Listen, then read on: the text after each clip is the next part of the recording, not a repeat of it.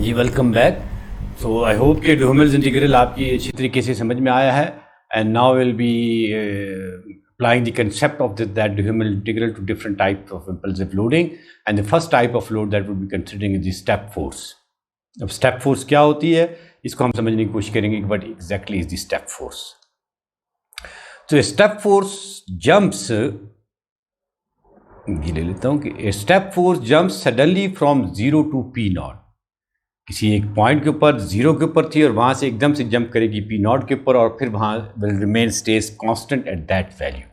ठीक है, इसको अगर आप समझना चाहेंगे तो ये है कि इस डिस्क्रिप्शन को पढ़ेंगे आप कि step force jumps suddenly from 0, this is the point 0, यहाँ भी ये चली जा रही थी 0 पर थी और यहाँ 0 पॉइंट के ऊपर जब आई, माइनस से 0 पॉइंट के ऊपर जब आई तो यहाँ से सडनली जंप किया और अपनी इंटेंसिटी P नॉट के ऊपर गई और P नॉट से फिर ये कांस्टेंट के साथ चल रही है and stays constant at that value. So it is desired to determine the response of an undamped single degree of freedom system. हम इस फोर्स का रिस्पांस एक undamped single degree of freedom system के ऊपर देखेंगे starting at rest to the step force. ये एक single degree of freedom system है, अनडैम्प्ड है, आप देख रहे हैं कि डैम्पिंग इसके अंदर नहीं है सॉरी.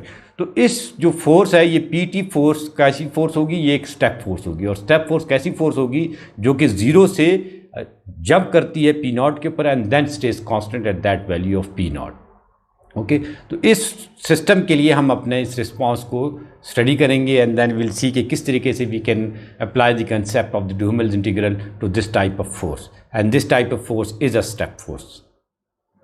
ठीक है, और अगर आप इसको मैथमेटिकली डिफाइन करना चाहेंगे तो P T is equal to P naught. तो किसी भी टाइम इंस्टेंट के ऊपर ये देखें इसके मैथमेटिकल डिस्क्रिप्शन, इसकी अंडरस्टैंडिंग बहुत ज़रूरी है क्योंकि आगे जो फोर्सेज आएंगी उसको फिर हम देखेंगे कि किस तरीके से मैथमेटिकली डिफाइन कर सकते हैं. इसका मतलब ये है कि अगर आप टी की वैल्यू इसके अंदर वेरी करेंगे तो फिर आपको क्या उस फोर्स का फंक्शन पता चल जाना चाहिए. इसका मतलब ये है कि टाइम जब 0 था तो पी टी क्या चीज़ पी नॉट थी, जब टाइम 1 है तभी P नॉट है, क्योंकि हो क्या रहा है कि ये P नॉट के ऊपर आई है और फिर स्टेज कांस्टेंट है. तो अगर ये फोर्स एक ऐसे लीनियरली अप्लाइड लोड होती तो फिर इसका फंक्शन को डिफाइन करना थोड़ा सा डिफरेंट होता. ठीक है, तो वो उस टाइप की फोर्सेस को भी हम कंसिडर करेंगे. तो ये चूँकि ईजीएस्ट टाइप ऑफ फोर्स है जिसको हम मैथमेटिकली इसको बहुत आसानी के साथ लिख सकते हैं कि P T is equal to P naught. तो अब उस डुहेमेल्स इंटीग्रल में जो हमारे पास इम्पल्सिव फंक्शन था उसकी जगह पर हम ये पी नॉट को पुट इन करेंगे and then will find out the solution through the integration. ठीक है, so for both initial displacement and initial velocity equals to 0. Initially we are considering कि भाई सिस्टम एट रेस्ट था और सिर्फ हमारे ये जो फोर्स लगी थी स्टेप फोर्स उससे उसकी वजह से उसके अंदर वाइब्रेशन आई थी. The application of this equation जो थी इसके अंदर हम ये डालेंगे, ये फोर्सिंग फंक्शन ये एफ टा जो था या पी टा जो है वो अब क्या है पी नॉट है. तो इस पी एफ टा की जगह पर हम डाल देंगे पी नॉट. सो अगर इस केस में हम इसको अप्लाई करते हैं तो that will give us this thing. So everything if you compare these to everything remain same 1/m omega n integral है. Only thing that varies changes here is that कि एफ टा की जगह पे हम मैंने पुट इन कर दिया पी नॉट. ठीक है, तो अब आप एप्लीकेशन देख रहे हैं कि this was the Duhamel's integral that we develop in the last lecture and what we are doing is that we are हमें एक फोर्स मिली, ग्राफिकल फॉर्म में हमें फोर्स मिली and then we defined that graphical force into a mathematical form. और हमने कहा कि हमारा जो फोर्सिंग फंक्शन पी टी था that is equal to P naught and then what we did we only put in the value of that force that P T is equal to P naught into our Duhamel's integral and then we got this thing. So if we integrate, if we find out the solution of this integral, that would be the solution of our step force. तो कितना आसान है डुहेमेल्स integral की वजह से मदद से इस तमाम चीज़ों को सॉल्व करना. तो अगर आप इसको इंटीग्रेशन करते हैं and the integration yields this thing, इसके जब आप इंटीग्रेट करेंगे पी नॉट कांस्टेंट थी, बाहर आ गई ओमेगा एन और इसके सारे जो इंटीग्रेट लेते हैं 0 से लेकर टा तक है. ये अगर आप यहाँ देखेंगे यहाँ 0 लिखना चाहिए, यहाँ टा लिखना चाहिए, तो वो थोड़ा सा शायद वो इक्वेशन एडिटर में वो मुझे नहीं मिल रहा था, इसकी वजह से मैं नहीं लिख पाया. तो मैं यहाँ पेन से आपको लिख सकता हूँ क्योंकि ये आप देखते हैं कि इंटीग्रेशन 0 से टा तक है. तो यहाँ हम लिख देंगे 0 और यहाँ लिख देंगे टाइम टी. ठीक है, तो ये एक फर्स्ट स्टेप आ गया. और जब आप इंटीग्रल के इसके अंदर ये लिमिट्स को डालते हैं तो टी के लिए आएगा और 0 के लिए तो सारी चीज़ 0 हो जाएगी. ठीक है, तो पी नॉट अपॉन के है because m omega n square जो है वो के इक्वलेंट है. तो इसका जो इंटीग्रल आता है 1 minus cos omega n t, या फिर ये जो पी नॉट अपॉन के है that is in fact the static deformation और इसकी जगह पे हमने यू एस टी लिख दिया है ये. और ये बाकी सारी की सारी चीज़ हुई है। तो इसका इंटीग्रल का जो सोल्यूशन है वो तो मैथमेटिक्स का है, तो वो है तो सिंपल इंटीग्रेशन, क्योंकि हमने पहले भी इस तरह की इंटीग्रेशन पहले की हुई है, कॉम्प्लिकेटेड इंटीग्रेशन नहीं है। तो यू कैन सी के this is how we can find out the solution of this step force. तो this is the solution of the step force, then we can, हम इस फोर्स को ग्राफिकल फॉर्म में लिख करके हम इसका सोल्यूशन को ग्राफिकली भी हम इसको देख सकते हैं। ठीक, okay. So where u S T is P naught upon k, the static deformation, ये आप सब जानते हैं, ये तो इतने माशाल्लाह आपकी अंडरस्टैंडिंग बन गई है कि तो बहुत बेसिक चीज़ें अब आपको लग रही होंगी। The static deformation due to force P naught, ये जो चीज़ है वो स्टैटिक डिफॉर्मेशन आती है। अगर फोर्स स्टैटिकली लगी हुई है तो फिर ये चीज़ आएगी। The response for such a suddenly applied constant load is shown in figure, इसका जो रिस्पॉन्स होगा वो ये होगा। अब ये आप देख रहे हैं कि डैम्पिंग 0 के लिए भी कंसिडर की है, 5% के लिए भी की है, 20% के लिए भी की है। तो आप जानते हैं कि अगर डैम्पिंग होगी तो दैट वुड ग्रेजुअली डीके होना शुरू हो जाएगा। ठीक है, तो अनडैम्प के लिए जो आप देखते हैं कि रिस्पांस जो है वो कंसिस्टेंट है, और जैसे जैसे आप डैम्पिंग लाते हैं तो रिस्पांस विल को रिड्यूस होना शुरू हो जाता है, और 20% डैम्पिंग को आप इंक्रीज़ करते हैं तो बहुत तेज़ी के साथ इसके अंदर डीके आती है। यहाँ चल के तकरीबन ये 0 पर होने लग गया है। अब इसकी जो अंडरस्टैंडिंग है वो यकीनन आप लोग पहले भी हम देखते रहे हैं कि हम जो ग्राफ बनाते हैं फिर उस ग्राफ को हम समझने की कोशिश करते हैं। तो अगर आपको इसके अंदर से चीज़ें जो रिजल्ट नज़र आ रहे हैं वो बड़े अच्छे रिजल्ट नज़र आ रहे हैं। अगर आप ये देखते हैं तो इसका जो मैक्सिमम रिस्पांस है इवन फॉर अनडैम्प वो 2 से एक्सीड नहीं कर रहा। ठीक है, रिस्पांस फैक्टर है ना ये, एंड स्टैटिक रिस्पांस के मुकाबले में डायनेमिक रिस्पांस कितना है, this U T is the dynamic response and this U S T is the static response. तो this is the static response, ये 1 का मतलब ये है कि यू टी और यू एस टी नॉट दोनों सेम है, dynamic response and the static response the same, that is 1। ठीक है, तो जो मैक्सिमम रिस्पांस फैक्टर आ रहा है वो 2 का आ रहा है, 2 से ज़्यादा एक्सीड कर ही नहीं रहा अनडैम्प्ड स्ट्रक्चर के लिए। और जब हम इससे नीचे जा रहे हैं, डैम्पिंग को हम इंक्रीज़ कर रहे हैं, तो भी यकीनन उसका फैक्टर जो है वो फर्दर रिड्यूस हो रहा है। और अगर आप ये देखते हैं तो ये तकरीबन 1.5 तक पहुंच रहा है 20% के लिए, और आप डैम्पिंग लाएंगे तो ये फर्दर रिड्यूस होना शुरू हो जाएगा। ये आपके कंसेप्ट पहले भी हैं। तो जो एक चीज़ ये मिल रहा है कि जो इसका रिस्पॉन्स है वो स्टैटिक रिस्पॉन्स के मुकाबले में चल रहा है। अगर आप इसको देखेंगे तो ये जो अनडैम्प्ड स्ट्रक्चर का रिस्पॉन्स है ये बिल्कुल वही रिस्पॉन्स है।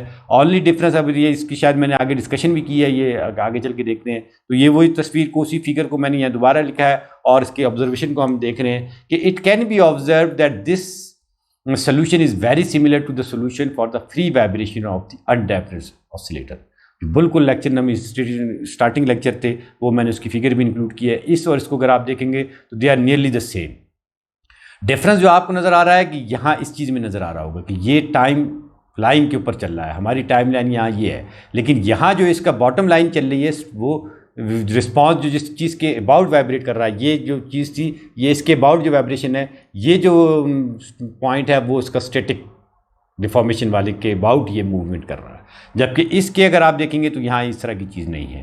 ठीक है, तो ये सबसे पहली चीज़ नज़र आई, ये ऑब्जर्वेशन नज़र आ रही है कि this is the same response as that of the undamped oscillator. ठीक है, ये लेकिन ये जो ऊपर वाला है this is of the step force and this जो बॉटम वाला है this is the response of the undamped oscillator. तो पहली चीज़ नज़र ये आ रही है कि जो ग्राफिकल इसकी शक्ल है वो बिल्कुल वैसी ही है जैसे अनडैम्प्ड ऑसिलेटर का फ्री वाइब्रेशन रिस्पांस हो रहा है। नंबर 2 ऑब्जर्वेशन जो हमें मेजर मिल रही है कि the major difference that we observe is that the coordinate axis t has been shifted by an amount equal to this P naught upon k. ये अगर आप देख रहे हैं तो u S T naught is P naught upon k, इसके about ये इसकी मूवमेंट शुरू हो रही है। ये जो मूवमेंट हो रही है वो इस लाइन के अबाउट हो रही है and this line is what, this line is the static response. तो अगर आपके पास सडनली अप्लाइड लोड है और उसके 0 इनिशियल कंडीशन के लिए एट रेस्ट इनिशियल कंडीशन से अगर आप उसको ये लोड लगाते हैं उसके ऊपर स्टेप फोर्स, तो the system undamped oscillator would जो है उसकी रिस्पांस होगा that would B from the bottom line जो उसकी होगी वो जिसके अबाउट रिस्पांस होगा that would be the static response के अबाउट होगा। ऑन द कॉन्ट्रेरी अगर आप ये नॉर्मल ऑसिलेटर ले रहे हैं और एक नॉर्मल फोर्स को लगा के आप एक नॉर्मल ऑसिलेटर के ऊपर फ्री वाइब्रेशन देते हैं तो वो फिर अपने स्टैटिक रिस्पांस से नहीं होता, वो अपने 0 रिस्पांस के ऊपर से चलता हुआ चल रहा होता है। तो ये वो मतलब बात, ये एक डिफरेंस आपको यहाँ ये दोनों में नज़र आ रहा है। तो मूविंग हेड ये फर्दर ऑब्जर्वेशन हम देखते हैं। Also it should be noted that the maximum displacement is 2 UST।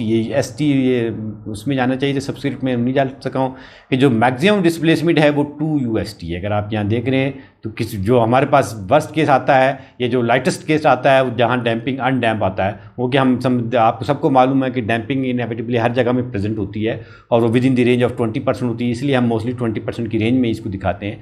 तो अनडैम्प्ड ऑसिलेटर के लिए भी जो रिस्पॉन्स आ रहा है वो डबल टाइम से ज़्यादा नहीं आ रहा, स्टैटिक रिस्पॉन्स के मुकाबले में डबल आ रहा है, ठीक है। तो और बाकी जो रिस्पॉन्सेज अगर आप डैम्पिंग को इंक्लूड करते हैं, कंसीडर करते हैं, तो फिर जो रिस्पॉन्सेज होते हैं that is even less than that the double response. So the maximum displacement is 2 times the static displacement is exactly the twice, ठीक है, as that of the force P naught would produce if it were applied statically। अगर उसी P naught को आप statically apply करते हैं, अचानक से आप जीरो से जंप नहीं करवाते P naught को और आप उसको अप्लाई करा के फिर उसको देखते, जैसे स्टैटिक फोर्स लगती हैं, आपने बहुत ज़्यादा स्टैटिक को, सारा आपकी इंजीनियरिंग की स्टडी स्टैटिक पर है, तो अगर उस स्टैटिक के रिस्पॉन्स मुकाबले में इसका जो रिस्पॉन्स आ रहा है वो डबल आ रहा है, तो एक ऑब्जर्वेशन हमें ये मिलती है।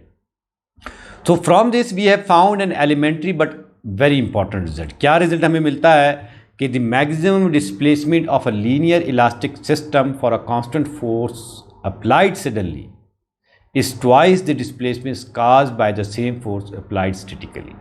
ये हमें बड़ा इंपॉर्टेंट इससे रिजल्ट मिलता है कि जो सडनली अप्लाइड फोर्स है वो डबल रिस्पॉन्स देती है, is twice the displacement caused by the same force. अगर वही फोर्स आप स्टैटिकली लगाएंगे तो रिस्पॉन्स जितना होगा, तो उस मुकाबले में अगर आप उसको अचानक से लगा देंगे तो डबल उसके अंदर आएंगी। ये अगर आपको याद होगा मैकेनिक्स ऑफ सॉलिड के कोर्स जब आपने पढ़ा होगा, तो जो उसके अंदर भी हमने इम्पैक्ट लोडिंग का अगर आपने पढ़ा होगा, तो ये वो इम्पैक्ट है कि अचानक से उसके ऊपर लोड लगती है तो फिर उसका जो डिफॉर्मेशन आती है वो डबल आती है। हालांकि इंटेंसिटी जो P नॉट है वही आप स्टैटिक लगा दें, वही P नॉट को आप डायनेमिक टर्म में लगाएंगे तो यू कैन सी कि कितना बड़ा आता है। तो इम्पैक्ट लोडिंग आप मैकेनिक्स ऑफ सॉलिड का अगर आप जाके कोर्स को खोलते हैं, बुक को खोलते हैं और इम्पैक्ट लोडिंग को देखते हैं, that you will get the same thing है देयर एज वेल, कि जो उसके अंदर डिफॉर्मेशन आती है वो डबल आ जाती है, ट्वाइस आ जाती है। तो this result for displacement is also true for the internal forces. जब ज़ाहिर रिस्पॉन्स ये आ रहा है तो उसके अंदर इंटरनल फोर्सेज भी इतनी डेवलप होंगी, उसके अंदर इंटरनल स्ट्रेसेस भी इतने डेवलप होंगे, ठीक है। So this result for the displacement is also true for the internal forces and stresses in the structure. तो फोर्सेज, इंटरनल फोर्सेज भी उसके अंदर डबल ही प्रोड्यूस होंगी और उसके अंदर जो स्ट्रेसेज होंगे वो भी उसके अंदर डबल ही प्रोड्यूस होंगे, ठीक है। तो ये तो आपके पास था स्टेप फोर्स का। अब हम देखेंगे रैंप या लीनियरली इंक्रीजिंग लोड्स के लिए, जो कि ग्रेजुअली इंक्रीज कर रही है, लीनियरली इंक्रीजिंग लोड है। तो ये क्योंकि नाम से हम देख रहे हैं, फिर हम इसे ग्राफिकल देखेंगे and then will try to define that mathematically as well. So this is how a linearly varying load किस किस्म की होगी कि जीरो से एक फिक्स प्रोपोर्शन के साथ इंक्रीज़ कर रही है। जाहिर सी बात है कि ये कोई क़यामत तक ये इंक्रीज़ नहीं करती रहेगी। हम सिर्फ उस टाइम इंटरवल के लिए हम इंटरेस्टेड हैं जिसके अंदर हमारे जो स्ट्रक्चर का रिस्पांस है with in the linear elastic होगा। अगर ये फोर्स को आप इसी तरीके से लीनियरली इंक्रीज़ करते जा रहे हैं और अगर उसका जो रिस्पांस है वो लीनियर इलास्टिसिटी से निकल रहा है, तो फिर तो हमारे पास जो डायनेमिक्स की हमारी पहली असम्पशन यही है कि we are considering our structure to be linear elastic system, and the moment the force इतनी इंक्रीज़ करती है कि वो लीनियर इलास्टिसिटी से निकल जाती है, तो then you not to worry, आपको फिर स्टडी करने की उसमें ज़रूरत नहीं है। और वो जाहिर सी बात है फोर्सेस को हम उस लेवल तक की डिफॉर्मेशन तक के फोर्सेस को कंसिडर करते नहीं है, उससे पहले ही आपका जो है वो आपकी आंख खुल चुकी होती है और आप फोर्सेस को कंट्रोल कर लेते हैं। ये सारी कंसेप्ट हमने वो जब हमने रेजोनेंस को पढ़ रहे थे तो हमने उसके अंदर भी थोड़ा बहुत डिस्कस किए थे कि in figure the applied force PT increases linearly with time. PT time के साथ लीनियरली इंक्रीज कर रही है। Naturally it can not increase indefinitely, but our interest is confined to the time duration where PT is still small enough that the resulting spring force is within the linear elastic limit of the spring.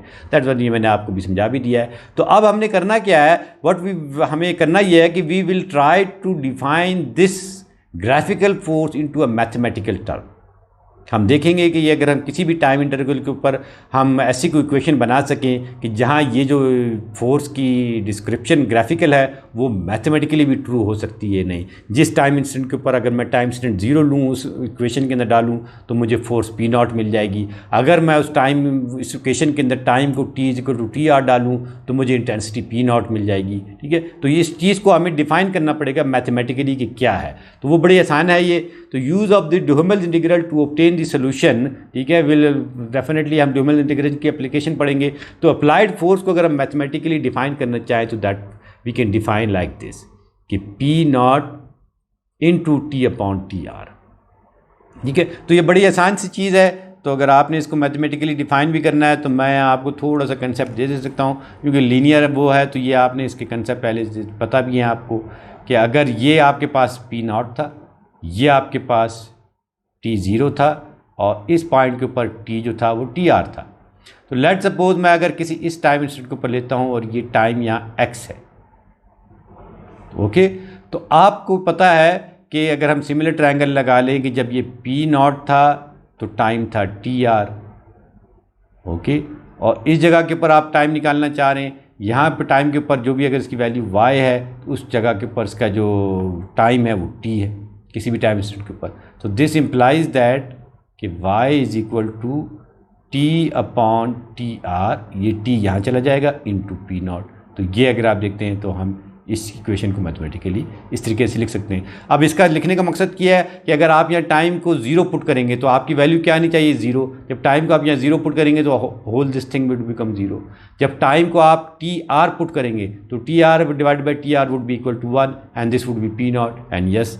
तो इसका मतलब ये है कि जो आपने mathematically इसको define किया था कि वो सोल्यूशन, वो जो डेफिनेशन थी दैट वाज राइट। तो ये जो फॉर्म में आपने लास्ट स्लाइड में आपने देखी थी तो हम उसको इस फॉर्म के अंदर लिख सकते हैं, राइट। अब इस चीज़ को हम किसके अंदर डाल देंगे, ड्यूमल्स इंटीग्रल में डाल देंगे, जैसा कि आपने स्टेप 4 के में देखा। Is now substituted in this equation, इस एफ टा की जगह के ऊपर हम ये वाली चीज़ ये डाल देंगे। जब डाल देंगे तो आपको ये मिल जाएगी to obtain this thing. Only thing we did कि एफ टी की जगह पे हमने ये डाल दिया P0T/TR और इसका हम इंटीग्रेशन का सोल्यूशन लेंगे तो वो सोल्यूशन आपको ये मिल जाएगा। The integral is evaluated and simplified, evaluate भी कर दिया है और हमने सिंप्लीफाइड करके भी जब लिखा है तो वो इस फॉर्म में आपको इंटीग्रल का सोल्यूशन मिलेगा, ठीक है। तो इंटीग्रेशन में अगर आप मैथमेटिक्स में इंटरेस्ट है, मैं बार बार ये कहता रहता हूँ, you can find out the step by step आप इंटीग्रेशन भी कर सकते हैं। If you are not that much interested तो we are mostly interested in the solution, so that would be the solution of that particular Duhamel's integral. इसके अब हम graphical वो डिफाइन करेंगे और फिर देखेंगे कैसे रिस्पॉन्स क्या है। So this equation is plotted for TR/TN is equal to 2.5। तो नेचुरल टाइम पीरियड के मुकाबले में ये जो TR था वो 2.5 टाइम था। तो टाइम जो ड्यूरेशन आपने लगाई थी उस स्ट्रक्चर के नेचुरल टाइम पीरियड के मुकाबले में 2.5 टाइम तक आपने उस फोर्स को लगाया, तब आपके रिस्पॉन्स जो मिल रहा है तो वो ये मिल रहा है। तो बड़ा इंटरेस्टिंग रिस्पॉन्स मिल रहा है आपको। ये अगर आप देखते हैं ये डायनेमिक इसका रिस्पॉन्स है, this is the static response, ठीक है। ये 1 तक है, 1 का मतलब ये है कि UT और UST naught is equal to 1, जहाँ स्टैटिक डिफॉर्मेशन आपके पास यहाँ आ रही है। तो ये जो बॉटम लाइन है, जो डेटम है इसका, इसके अबाउट ये सिस्टम वाइब्रेट करता है और ये जो रिस्पॉन्स आ रहा है ये वो स्टैटिक रिस्पॉन्स वाला आ रहा है, ठीक है। तो इसको भी हम डिस्कस करते हैं आगे कि क्या आ रहा है, ठीक है। तो उसी हमने फिगर को यहाँ रिप्रोड्यूस किया कि where in the static deformation at each time instant is this thing. जो स्टैटिक डिफॉर्मेशन किसी भी टाइम इंस्टेंट के ऊपर आ रही है तो PT/K आ रही है and that is equal to UST naught T/TR। This is static deformation. जो ये वाली लाइन आ रही है, ये डैश लाइन, वो ये आती है, ओके।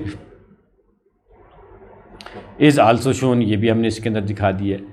तो UST वेरीज विथ टाइम। यहाँ जो चीज़ समझने की है वो ये कह रहा है कि U जो स्टैटिक डिफॉर्मेशन है वो भी टाइम के साथ वेरी कर रही है। वहाँ अगर आपने स्टेप 4 में देखा था तो आपके पास ये 0 से ऊपर यहाँ आ गई थी और आपके पास एक स्टैटिक डिफॉर्मेशन की एक स्ट्रेट लाइन आई थी और जो आपका स्ट्रक्चर का रिस्पॉन्स था वो इस स्ट्रेट लाइन के अबाउट मूव कर रहा था।